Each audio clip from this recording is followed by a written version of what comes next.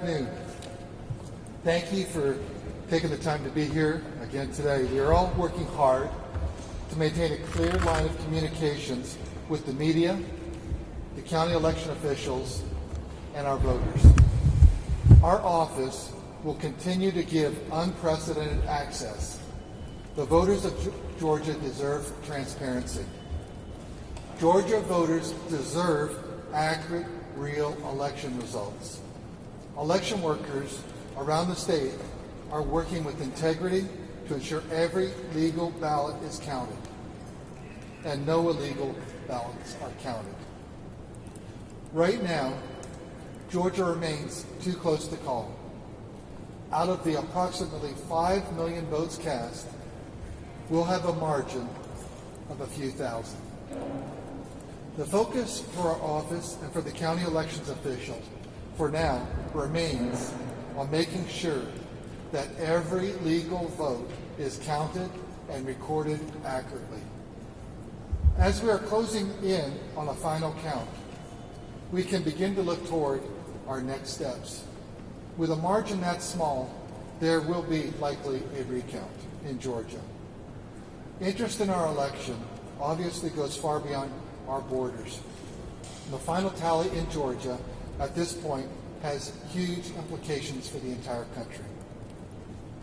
The stakes are high and the emotions are high on all sides. We will not let those debates distract us from our work. We will get it right and we will defend the integrity of our elections. In some states, there are complaints about monitors not being allowed to watch the count. In Georgia, this process is and will remain open and transparent to monitors. If any member of the public raises legitimate concerns, we'll investigate those. We are committed to doing anything and everything to maintaining trust in our electoral process here for every Georgian, regardless of partisan preference.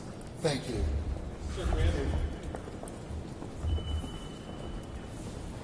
Good afternoon. Again, I'm Gabriel Sterling, Statewide Voting System Implementation Manager. Keep putting your microphones where I put my computer. Essentially right now, the outstanding ballots are about the same as they were this morning. Not too much change on that front. But what we do have is a little more information on some of the provisionals and the UOCAVA ballots that are out there right now. So let's see, let's just start with the margin right now. We're looking at 2,448,796 votes for President Trump and 2,450,381 votes for Vice President Biden. And that gives us a margin of 1,585. That's where we stand right now as of 3:08 p.m. on, Friday night. We do know that today is the day for the UOCAVA deadline for those military and overseas ballots that would have been postmarked by Tuesday, Election Day, to be accepted and counted in the state. We do have some updated numbers on that.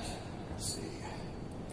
On the overall side, we have 18,008 of those ballots have been accepted, and it leaves 8,410 that are still available to be received.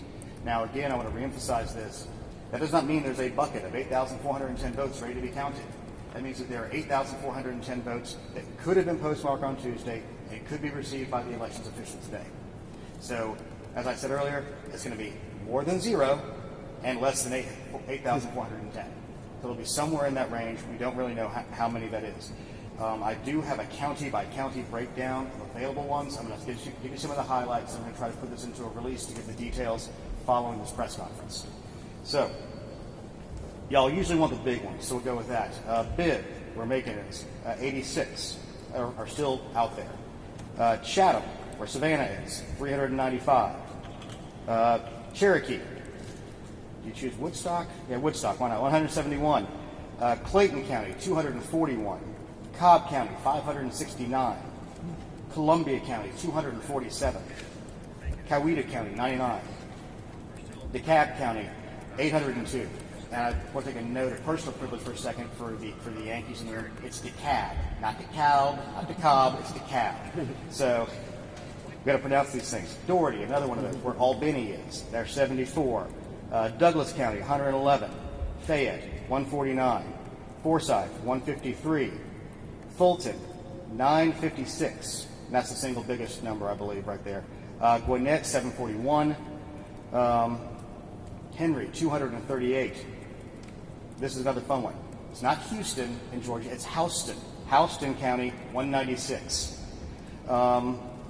Liberty County, 173. There's a military base there, so it's a little outweighed to its actual size and population. Lowndes County, where Valdosta is, 141. Muskogee County, where Columbus is, 323. Paulding County, 105. Richmond, where Augusta is, 244. Home of the Masters coming up soon. Rockdale, 88 is 80. And I think that's all the biggest ones. So you can take those, add them together, and the balance would be probably about 4,000 for the rest of the 159 counties that I didn't name. So after that, we have the provisionals. And I do have an initial provisional report from Fulton County, which is obviously the largest one, which will have the biggest potential impact. Their total provisional ballots received was 4,869. They accepted 3,603. So that means they rejected 1,266 of the provisional ballots they had on hand. The biggest chunks of those were the eligibility was verified, means the voter brought their ID in, and that was 1,205 of those. And they voted at a precinct, which means they were inside the correct county. They were Fulton County voters, but they were at the wrong precinct. That's 2,398. Now, the unfortunate part for some of those voters and some of those candidates means that they voted out of precinct. Essentially, they can only vote on the things that were on the ballot that affected the areas that they shared with the other precincts. So things like president, senator, those votes will count, but state house, county commission, those races would not. That's the difference when you have to vote out of county like that. We don't like seeing voting out of county. We try to encourage people to be told to go to their correct polling location. Now, the rejected ballot justifications we saw on this is out of county, 673. You can only vote provisionally inside your own county. Not registered. So these people were not registered voters, 573, and non-citizens attempting to vote was 13. So that's the initial provisional report from Fulton. I expect that to change somewhat. I was talking to our Fulton County monitor earlier. He said there were some other changes moving on that, as well as some of the absentees that were damaged, they were duping. I don't have a final number on that, but somewhere south of 300 that they were cut when they were using the openers and things like that, that they had to redupe, and they're going to be scanning those, and those will be added to tallies today. Let's see, not that one. You know, you start to get crazy looking at all these spreadsheets. Are those included in the already counted numbers? Or those that 300? They are not. They are not. As I understand, they have not scanned and uploaded those yet. So those are Justin, you're getting ahead. 3,603. Let me get through all this, and you can come back later. All right. So the total number of provisionals in the state. This is not the total number. We have the numbers from 134 of the 159 counties, and we have a lot of the large ones, but I don't think we have all the large ones. Like we have DeKalb. Okay, Clayton. I think we might have all the big ones in here now. Again, this is a moving target dealing with elections workers who are doing lots of things at one time. We're very happy when we're working together to get this information to the viewers and the voters out there. And guess what? Gabe didn't hit the sum on all these things yet, so we're going to have to take a second while he does that on live television, because that's the exciting television y'all came for today. All right. 13,012 is the total number of provisionals we're seeing right now. That includes the Fulton County numbers, so you can back those out from what I just gave you. So it's really closer to 9,000. And they have these fun things called codes. And these are the different states a provisional can be in. It can be for curing your voter ID. There's two different versions of that. There's a general voter ID, like you forgot there was a first-time voter ID, but didn't have a good voter ID on file. Then there's the provisional not registered, which they couldn't prove your registration at the time, but you can come back and cure that. Extended hours. As y'all may know, we had a handful of precincts around the state that were extended past the 7 o'clock hour. Under law, all those votes are provisional until just in case the court adjudicates that they shouldn't have been open, but they will all get counted. Then you have out of precinct, which I was describing before, where you can be in the right county, but you're in the wrong precinct. Not a citizen, pretty self-explanatory. And then we have what we call incomplete registrations, where they have a partial registration in the system, but they don't have enough information to identify the voter. They have the opportunity to come back and cure those. We will again try to work on getting a breakdown of those out to y'all. But the biggest one is going to be the, let's see, out of precinct voters, and that's going to be column G. So let's see how many of those there are. These are ones that will be counted and ended up being included into the count, 3,908. And you don't have to take the subset of the Fulton out because we didn't include that. So the 3,908 is of the counties we have, not including the Fulton ones. I gave you those numbers earlier. We're seeing uploads every 20, 30 minutes as the counties go through the final stages of trying to get everything done today with the UOCAVA, the absentee cures, and the provisionals being verified.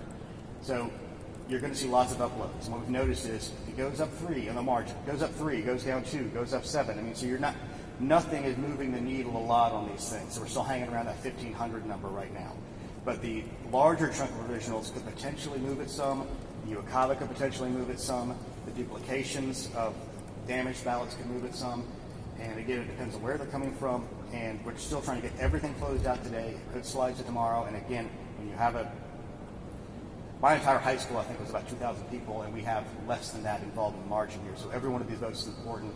And the job of the elections officials in this office is to ensure that every single legal vote is counted and that the will of the voters of the state of Georgia is met on this very, very important election. Now, Justin, you can ask your question.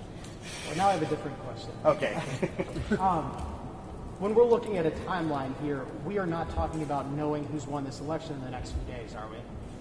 Given the strong probability of a recount, we will not be able to ascertain it. Now, we're going to go through our legal processes, which means we have to certify. And I do anticipate that there could potentially be lawsuits from both the Biden campaign and the Trump campaign, depending on where they are and what they're looking at, that a judge could order the counties or the state to do different specific things. But right now, we're operating the laws of the state that we currently have, the timeline we have. We're trying to move to the risk limiting audit as fast as we can for county certification, and then following the risk limiting audit, the certification of the state, and then likely whoever is second, their initial request for a recount. Sir, if also talk about legal voting, is there any specific evidence of illegal voting? As I said earlier, in a situation where the margin is, so small, you don't need to have anything that's rampant. There's irregularities that you can see very, very common in nearly every election. But in this particular case, every single one of them is very important. Every insight we've gotten, every report we've gotten is going to be investigated fully. And we are working hard to protect the integrity of the vote, regardless of who makes a complaint about it. So is there evidence of illegal voting wrong? We can't say that, sir, yet because they're still under investigation. Yes, sir. Mr. Sterling, just a few hours ago, President Trump said, quote, "Where are the missing military ballots in Georgia? What happened to them?" How do you respond to that? Well, we still have a few hours to see what will be coming in from the U.S. Post Office. It has to be postmarked by Tuesday. So we feel like that we will have an answer to, quote unquote, not missing ballots. There are ballots that are going to make it. There's ballots that are not going to make it. And we're going to count all the legal ballots. Legal ballots have to be here at close of business today and have to have been postmarked by election day. Yes, ma'am. Have any military ballots arrived here? Well, if you notice the difference on the amounts that I sent here today, we had about 17,500, give or take. Yesterday, I had 18,000 today. So 500 of them have already come in the last few hours and been processed by the counties. So you know Yes, what's John. Just to clarify, do you anticipate a situation where today, tomorrow, Sunday, Monday, the Secretary of State is going to stand here and say, this candidate won and this candidate lost? Again, we report the results from every county. At some point, the legal process continues that the counties have to certify. Once the county is certified, we look at their paperwork and make sure it is all clean and legal, and then we will certify. That is the point at which the Secretary of State would stand here or stand wherever he might and say, this is the winner of this election as it stands right now, and then we anticipate a recount coming. And then, in prior to that, will there be a point at which you say all the votes, all the legal votes that we know about have been counted? The process we have is what gets us to that point. We certify. That means these are all the legal votes we have, and all the legal votes are counted. Because the legal process has been set up in this state for many decades. But Yes, that's ma'am. the 13th for the counties, right? It's the 13th for the counties, and at the outer end, the 20th for the state. Our intention and our hope, and working diligently with the counties, is that they will certify faster than that, so that we may begin the RLA process, the risk limiting audit process, so we can certify before then. So we have a little bit more time and wiggle room to deal with what we know will likely be a recount. And just one John, last you have follow-up. to Sorry. hold on, So ma'am. there'll You be can go. some time between now and the 13th. Yep, ma'am. You can go ahead. all of the legal votes being counted has been the general message from you across the board. Even in the Secretary of State's speech this morning, that was his language as well, but this afternoon, there was an added phrase, all illegal votes will not be counted. Why the change in language? I think it's just for clarification because by definition, you count all legal votes means you're not counting illegal votes. Yes, ma'am. Have the 14,000 provisional ballots been counted yet? And if not, what is the process for that? What they're doing right now is they have to verify all of those first. They will likely be scanned today, and they could even be part of some of the uploads we have seen today. I'm giving you the latest information we have, and I do not believe most of these have been scanned yet, because usually the intent is that you don't want to go through scanning a bunch of stuff and have to do like 8 more later on. You count it's easier process-wise to do everything at one time than to do it in bits and pieces when you're talking about a small amount. Yes, sir. Hold on. I know I'm getting a risk of the audit question. This is always my geeky time. Do you have any further guidance on the risk limiting audit? And given the closeness of the presidential race, would you prefer not to do that as the RLA, because that would be tantamount to a recount? If you look, well, we're doing a recount anyway, but you're right. Unfortunately, with the way we, as I pointed out to you yesterday or before, it's all kind of running together for me at this point. The rules in the SCD kind of outline this, and one of the rules is for ease of use to a degree. And obviously, he's pointing out that in a risk limiting audit, the point is you're trying to use the smallest number of ballots available to get you to a point of confidence that the outcome has been reached. When it's, at this point, I think it's 0.03% difference, he is correct. It would essentially be a recount, which would be extremely difficult on the counties to do. So I think that might answer the question for you itself. When do you Yes, ma'am. anticipate cured provisionals and cured absentee ballots to be counted? Our hope would be today. They could slip into tomorrow because, again, everybody's exhausted. It's Friday. There's a Georgia game tomorrow. It's kind of a big one. We've got to focus on the really important things in this case sometimes in order to recover, to be prepared for dealing with what is now a vital thing for this country. Yes, ma'am. If I could just follow up sorry, on yes, ma'am. just one additional thing. Following up on President Trump's tweets about quote-unquote missing military ballots, we know that the deadline is actually at 5 p.m. today. Is the Secretary of State's office concerned about that misinformation that continues to come out from the White House, from President Trump specifically? Well, I think that what President Trump is trying to encourage is the hope that as many of our military heroes, men and women across the seas, have turned in their ballots and they will be arriving under the legal deadline to this state. Yes, ma'am. I was going to ask you about military ballots. Is this 26,000 or so a pretty typical number in Georgia? As I understand, that's pretty normal, yes. And do you yes, have sir. So you said that you guys would not be talking We'll come back to you in a about second. any potential investigations into irregularities. Can you tell us how many you are investigating without going into specifics? I really couldn't answer that because, frankly, I just don't know. I'll try to figure out something for you. We'll talk to Chief Chief of Investigations. I need some water. A quick Hold numbers on. question about the provisionals. 13,000 provisionals, correct? That's what I said, but it's probably correct. We'll see. And I wonder, Yeah, 13,012. Are those provisional ballots that have been accepted, or you broke it down? No, this is all provisional ballots, accepted, not accepted, discard. I mean, there's, none of these have been, again, latest numbers we have. None of this is either for sure going to go in except the number I gave you, which was the out of precinct ones. Since everybody's ballot has president on it, all of these will go towards that, and that is 3,908. And again, we're also missing about 20 counties out of this, so that number will be bigger at the end of the day. Your follow-up. So the UAPAVA ballots, do you guys have a breakdown of how many are overseas and how many are military? Do you break them down at all that They're way? treated the same way. Okay. Yes, sir. Are you confident you're getting good numbers from the county from the counties because this morning you said 3,500 ballots left to be counted in Gwinnett County. We went out to Gwinnett and they said at least 75. Okay, there's a difference on this particular thing because you notice they pushed out results on election night.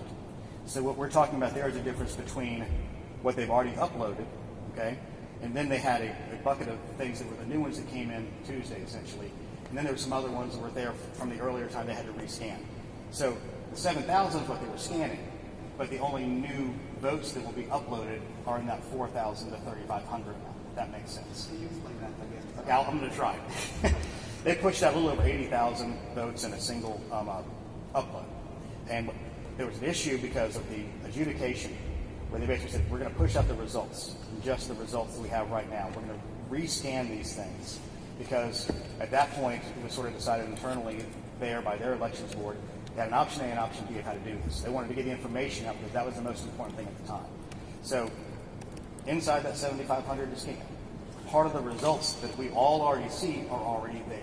So there's a new section of stuff that was the stuff that came in before 7 p.m. on Tuesday. And those are the additional ones on top of that. And again, it was between 4,400 and 3,500. And frankly, when I said 3,500, I was talking to a staffer and I thought I had a confirmed number. And might have been wrong now, so I apologize for that. But again, this is a moving target, so that's about the reason for the 4,400. In answer to your other question, yes, we are confident in the numbers we're getting from the county.